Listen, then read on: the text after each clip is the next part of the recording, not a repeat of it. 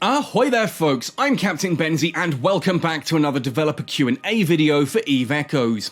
Now this week's developer Q&A is a really interesting one. On one hand, we actually have 6 questions this time, which makes up for the fact that there were 2 weeks that we only had 3, the 2 that were missing from there apparently have come into this week. On the flip side of this, I do warn you in advance, Angry Benzie is going to be coming out a little bit because, well, some of these questions are genuinely rage-inducing.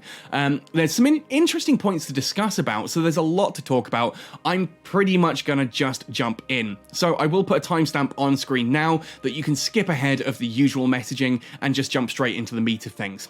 Now, first of all, if this is your first time watching a developer Q&A video, welcome. Developer Q&A videos are basically where I go over the 4, 5, 6, 3 questions asked by you, the community, to the developers. The developers take those questions, they respond to them, they post the responses to the official Eve Echoes Facebook page, Twitter account, Discord, and in the dev Q&A section of your shipboard AI in-game. So why do I bother going through this? Well, because I spend my life talking about this game and going through things, I have a lot of insight from the developers, a lot of insight from previous developer Q&As, Reddit Discord AMAs, roundtable videos and things like that. I've got the knowledge from all of these discussions that I can add extra insight and talk about what this all means to give you the best idea possible as to what may be coming to Eve Echoes, and hopefully talk a little bit about game design and intent and things like that to give people a better understanding of how all this works. Now, ultimately, if you have a question yourself, jump down into the description of this video. There is a link there you can click. It'll bring you to a Google form. Ask your question. If yours is one that gets chosen, you will win a month of Basic Omega. And of course, if you want to win a month of Combo Omega, I give away 3 of those every single week. 1 to someone in my YouTube comment section, not just on this video, on every Eve Echoes video I release that week. And 2 people in my Discord will get a month of Combo Omega as well. So do head down into the description, go across to my Discord and start the conversation there. If you enjoy this video, please hit like. Otherwise, let's jump right into the developer Q&A here for the week of the 12th to 18th of July. Question number 1. Could you please allow a feature adding corporations to insure ship losses themselves in a similar way to how Corps can fund Corp Omega? I feel like this is an important feature, as when commencing in PvP with Corp-provided doctrine ships that do get lost, individual players should not have to incur a loss on their own IP, as it's a Corp-owned ship, so if the Corp is willing, can the Corp insure ships? Now, this is the first Angry Benzie one. I'm going to try and keep this nice and calm and fairly polite. First of all, the question itself speaks to a level of entitlement. I want to be able to play the game. I don't want to have to actually, do things. Basically, I want to fly in Corporation Fleet PvP because I find it fun, and the fact that the Corporation has provided a doctrine ship for me to do so is not enough. I need them to pay for the insurance points as well.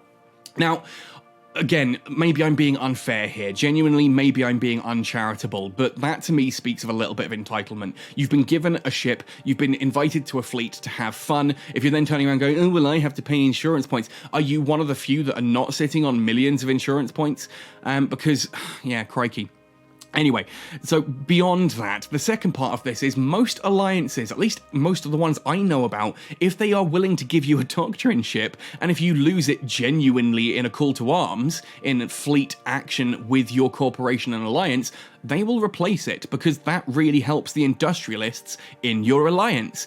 The insurance point system doesn't really help, because if you use insurance on every ship that's been destroyed, it's only about a 30% chance of getting that ship as a buy order, right? Whereas if your entire alliance goes, actually, okay, well, we lost 400 ships in that, in the last week, we need to build 400 ships. Which would you rather? Build 400 ships or build 120 ships? Because that's the difference we're talking about here with IP. So I think that, quite frankly, most alliances and corporations are going to want rather to not use IP, and they're not going to push you to use IP. If your corporation and alliance is pushing you to use your own IP for doctrine ships, I would suggest that's more of a corporation and alliance issue. Thirdly and finally, in my opinion, if you were pooling IP together into a central corporation setup, there's advantages to that. Like, I'm sitting on about 30 billion ISK worth of IP that I'm never going to use. I don't really engage in PvP. The PvE that I do is pretty safe. My exploration, I'm good at running gate camps and avoiding detection and, not getting hit by things. So I don't tend to lose ships. Now that I've said that, watch as I lose 3 this week. I don't tend to lose ships particularly often, so I've got a load of IP that I could donate to the Corp, But equally, I think that's damaging.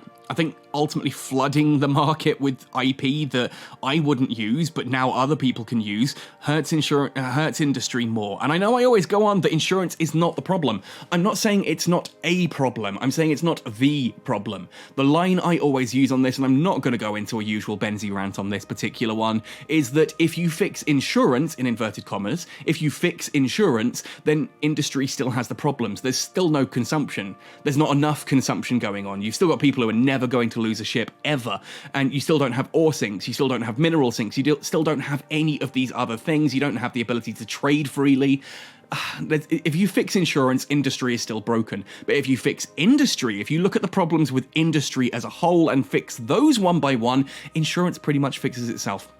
So for me, changing insurance in any way, shape or form is just generally a bad idea right now. Fix industry, see how that affects insurance, and then tweak from there. That is the way I would suggest, and Pixie fortunately seems to agree. We hope the insurance can be used on personal assets and IP cannot be circulated within the corporation. It is recommended that members use the corporation mission to claim compensation from the Corp, and they should. We've got this awesome new system, right? Use it. Help your shipbuilders to build those ships. Let's move on then to question number 2. Is there the possibility to add market statistics for other players to use? Not only ship prices, but amount sold, at what price? It can greatly help people in the market to determine high volume investments rather than resorting to player-based knowledge or guessing. Lance Dot is going to answer this one, but ultimately for me, this is one of those, again, it's ever so slightly angering for one simple reason. I'm going to be charitable here, and I'm assuming that this is a marketeer who is someone who wants to learn how to do marketing a bit more. Ultimately, the key parts here are that they use the phrase player-based knowledge or guessing. And that's not how marketeering currently works in Echoes. I've spoken to a lot of marketeers and traders recently, and I mean a lot. It was last week's developer Q&A, we had a load of marketeering questions and quality of life stuff, and I genuinely had dozens upon dozens of people reach out to me in my DMs on Discord about it, and I learned a lot about marketeering. It's not something I do. The vast majority of the player base don't marketeer. They sell stuff, but they're not traders. What I mean by that is they go ratting, they go exploring, they find stuff, they fly back to a station, and then just dump it and hit sell, and then let it sell for whatever. The value of whatever the game tells you is what it is, and that's fine. That's how most players do this. There are some people who are dedicated marketeers who will tell you you don't need this whole information dump. That ultimately, if you understand how a market works, how an economy works, there's no guesswork. There's no player-based knowledge. It's just looking at the economy, and you can watch that and see. And this therefore means that you've got someone who is charitably looking for information on how to learn marketeering. Speak to a marketeer, speak to someone who is already making bank on the market by trading and selling and buying and trading and back and forth and all of this. You can do it. You can really do it without any tools at all. So charitably, this is someone who thinks that they need tools to do what other people are already doing without tools. Uncharitably, it's someone who's saying, I'm not getting enough ISK from the things that I want to do. I want a guide that teaches me how to do it, that I can just literally open up a graph and go, right, sell this, move that one higher, move that one lower. It's basically a flowchart, and that's not good gameplay. Yeah, okay, quality of life change. This is the kind of thing that could be useful for some players, but it's going to be super niche. But let's see what Lance Dot says. There are no plans for this in the short term. This is actually an interesting feature, but only a small number of players need to use it regularly. There we go. Our current development plan prioritizes features that will help most players, and I agree with that. That last part is something I bang on about in developer Q&A videos and other videos. There are limited resources for development. Manpower hours are your biggest thing in games dev, that you need so many people and hours to actually make something and do something. You have to prioritize what you want to do. You can't do everything all the time. So what they're saying here is we would rather do something that affects everyone or the vast majority rather than a very niche community. And I agree with that. If you are interested in marketeering, you don't need all this kind of information. You can glean it off the market yourself just by being a little bit switched on. Speak to some marketeers, get in contact with them, and they'll teach you how to do this without needing fancy graphs and tools and things in game. It's possible. I feel, honestly, the last thing I'll say on this before we move on is that this is one of those things that people look at EVE Online and go, oh, well, EVE Online has it, so why don't we? And yeah, I do the same. There's a lot of things in EVE Online that I wish we had, but for good reasons. I look at a problem we have in Echoes. And then I looked at EVE Online for inspiration as to how to solve it. I don't see there being a problem here, so I don't need to look at EVE Online for a way to solve a problem that I genuinely don't think exists. But maybe you disagree, let me know.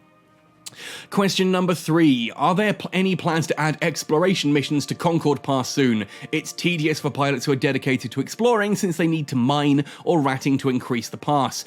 Yeah, this one I can wholeheartedly agree with. I am primarily an explorer on Captain Benzie. I'm fortunate in that I have 555 planetary production, and I have my own outpost out in Nullsec. I complete the pass just by using the mine so many planetary materials missions. I did a video on this recently if you're interested to see how that works. Not everyone has that capability. Not everyone has space to anchor an outpost. Not everybody has the ISK to do it. Now, I've said this before, and I've had other people, other content creators, rather uncharitably I feel, comment that, oh, the ones that stay logged on for so much time are the ones that are the exploration missions.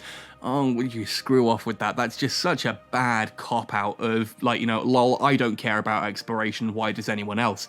And that's a trend that I'm hating to see so much these days. But hey, there we go. Exploration missions, there are numerous ways we could do this. Let's look at Pull-In first, though. There is a corresponding plan, huzzah, but it will not be released in the short term. Boo. Because we are trying to find a better way to calculate the work of exploring. And yeah, this is kind of the point, that you can sit there and go, oh, how many sites scanned? And then you just kind of do the whole thing. I've done this in EVE Online recently, where you just scan the same thing over and over and over again, and that will do it. How many boxes hacked?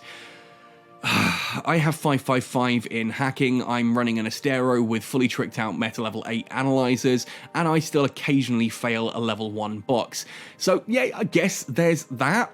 I've argued before that perhaps exploration could do kind of an Abyssal Dead Space thing. In Abyssal Dead Spaces and EVE Online, you open boxes and there are what are called Triglavian database surveys. And those Triglavian surveys can only really be sold to NPCs at certain stations. They're buy orders.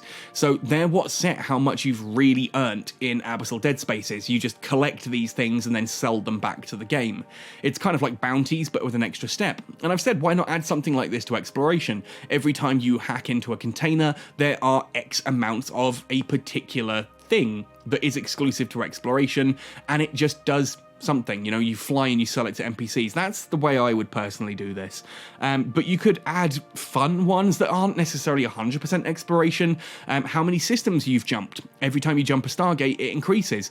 The logged on time ones are pretty naff, but scanning down things, how many sites how many waveforms you've successfully completed to 100%, how many containers you've opened and things like that could be options. I think it's a little bit of a cop-out to say that we're trying to find a better way to calculate the work of exploring, because quite frankly, some of the other Concord Pass missions we've got are not particularly inspiring either, so just go for the simple ones. Anyway, I don't know. Let's move on to question number 4. Can you please either stop giving rig safes as rewards or allow us to do something with them? After tech level 3 or 4, these have no use and they just pile up. Maybe let us reprocess them or combined prototype rigs to create regular rigs. The same goes for the modified and test loot, I assume is where they're going with here. In the future, says Cloud, we will consider allowing the reprocessing of prototype rigs and using them to build the integrated rigs repair device. Test modules can be upgraded into more advanced modules through reverse engineering. Okay, so test modules can be upgraded is a pretty cool concept. I like that one. I like test modules anyway. Some of those are actually really useful. Some of the test modules, I think people look at them and just go, oh, well, you know, it's grey loot, screw that. I've got like so much meta level 8 stuff and blue stuff, you know, why would I use test? Because some of the test stuff is remarkably close to how good C-type loot can be, but with lower power grid requirements. Look at a test large neutralizer and tell me that's not insanely good. There are certain reasons to use test and modified stuff like that, but rig safes, yeah, I'll be honest, I quite like rig safes. I mess around with a lot of ships, and so it's nice to just see what... You can use these to test things and just fly basic stuff, but when Tech 1 and Tech 2 rigs are so cheap, I get why people don't like all these rig safes, and I'm now sitting on probably a couple of hundred of each of them. So I get it. I genuinely get this one. I think reprocessing is dangerous ground, but I like the idea that it's building an integrated rigs repair device. That's an interesting way of doing it with the prototype rigs. I don't think just reprocessing them into the scrap metals would work, because you're then just going to flood the market with the scrap metal that you use for making rigs.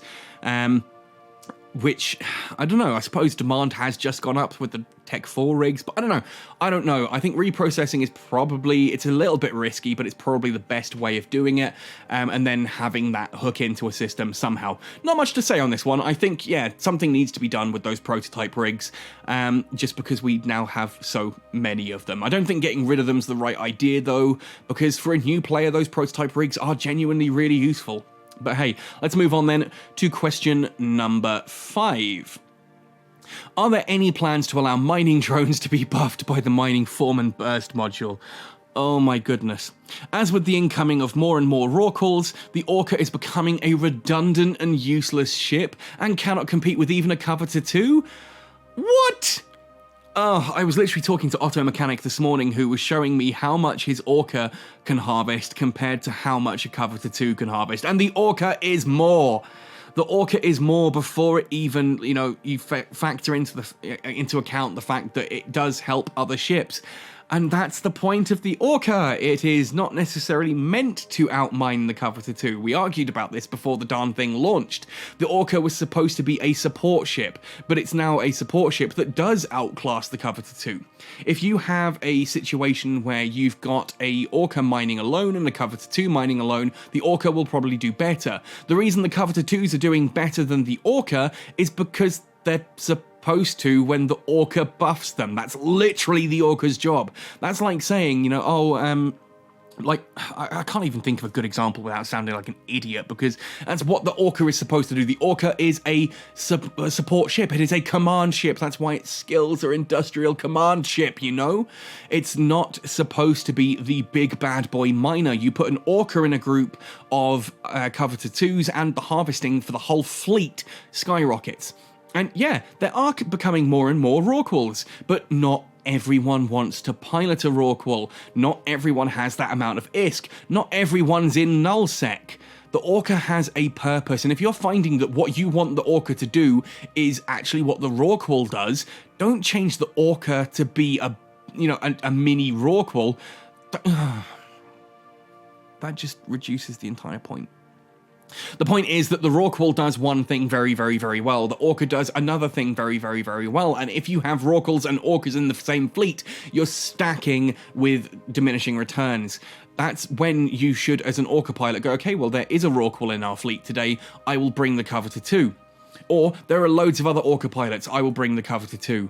And there's not always going to be a Rorqual. If you're in high sec, there's not going to be a Rorqual. There are going to be situations in nullsec where there are not going to be Rorquals. The Orca has specific uses. If you're finding that the Orca is not the ship you want it to be, that's because it's not supposed to be an everything ship. No ship is supposed to do everything. Oh, woosa.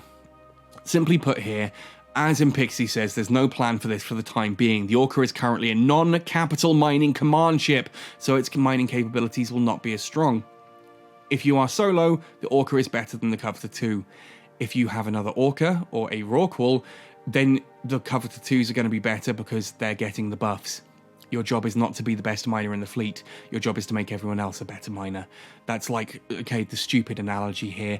That is like turning around and saying, I am flying a logistics vessel. Why is everyone else doing more DPS than me? Moving on to question 6, final question. Eve Echoes should really keep on with the promotional story missions that help us make lots of ISK a little faster. Hope you'll keep it up. In terms of rewards, says Melos, the current storyline missions fit well with its high-risk, high-reward positioning. Where there are more New Eden stories to be presented in the future, we'll consider introducing more storyline missions. Good. I like having more storyline missions. I like having more lore. I like having more story. I don't like having more bloody reasons to high-farm ISK. You're saying that this, again, the question here, if you had said we really enjoy the promotional story missions because they improve the atmosphere of the game, they give you more flavor, more feeling of it being a lived-in universe, hell yes, I'm right with you on that page. I need more ISK is not something I can support because we've currently already got high-sec islands that are freaking ridiculous. High-sec islands are not the most lucrative way to make ISK. I think you see a lot of people argue this point and go, oh, they're too lucrative. No, they're not. They're not too lucrative. They're too safe. The point is that you're getting 80% of the ISK for none of the risk. Whereas if you go into nullsec and you're running the big scary anomalies, yeah, you get a lot more ISK, but there's a lot more risk involved as well. Same with lowsec. You can complete a storyline mission in less than an hour if you've got the right ship for it. It's just incredibly high risk, and if you get a good luck box there, well, there's a lot of ISK that can be earned from those lowsec. Just no one will run lowsec because it's too darn risky, right? And that's the biggest problem we have with industry. No one is losing ships because no one is bothering to risk ships, because why would you when you can do things super safe, super easy, super AFK? I don't know. To me, the question has been asked completely the wrong way here. Someone's saying, oh, I need to make more ISK faster. No, you don't. If you want to make ISK faster, there are ways to do it. You're just not willing to engage with that risk. And I can hear Bradrick doing an hallelujah in the background already. If you want more ISK, you need to accept higher risk. Stop asking for more ways to make ISK completely 100% freaking safe, because it is killing this game. That is the problem with industry, that complete lack of consumption. The fact that no one will even undock a ship if they think it's going to be risky for them in PvE. If we turned around and switched PvP on in high-sec, but made it a complete one-for-one, that whatever ship they kill you in, Concord immediately jumps on them and destroy them, people would quit the game in droves because they don't want to risk ships, and that's fine. But stop asking for more ways to make ISK. If you can make the same amount of ISK in high-sec as you could in null-sec, what is the freaking point in null-sec or low-sec or anything else? That is the problem we have with high-sec islands. That is why high-sec islands need to be spread out, broken up. I don't think they need to be made less lucrative. I think the mission rewards themselves are fine. It is the problem in my eyes is that you can stack those missions. That you can just run mission after mission after mission with no freaking transportation between, systems. You don't need to go, oh, well, I've done the mission in this system, I need to jump 3 systems across. So the fact that your ship is super slow doesn't matter because there's no problem with that. This makes me angry. This makes me so angry, because what you have in a situation like this, why I do these dev Q&As ultimately is what we're getting to here. Because people ask for stuff that is damaging to the game, and then they complain when they don't get something that is damaging to the game. Then when the developers add stuff like this, because, oh, everyone was screaming and shouting that we absolutely need more ways to make ISK, those same idiots then complain, oh, Plex prices have gone up, the market prices have gone up, inflation's happening. Yes, because you demanded more ISK. You want all of the rewards with none of the risk or the gameplay, and then you're complaining that inflation happens. Oh, it's tiring at this point. It's tiring. Anyway, before I give myself a hernia, that's this week's developer Q&A. It's been a fun week, some interesting questions there. Angry Benzie trying to keep a cap on him until that last question.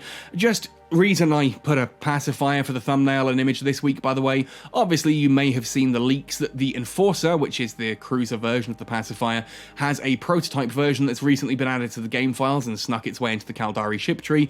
The pacifier is the frigate version. It's an awesome little frigate. I love this thing and I would love it to come to EVE Echoes. And ultimately, it's just look at it. It's so beautiful. It's calming. I look at this and once I get angry, if you look at a pacifier, well, let's just say the name is fitting. It's pacifying. It's pretty ship.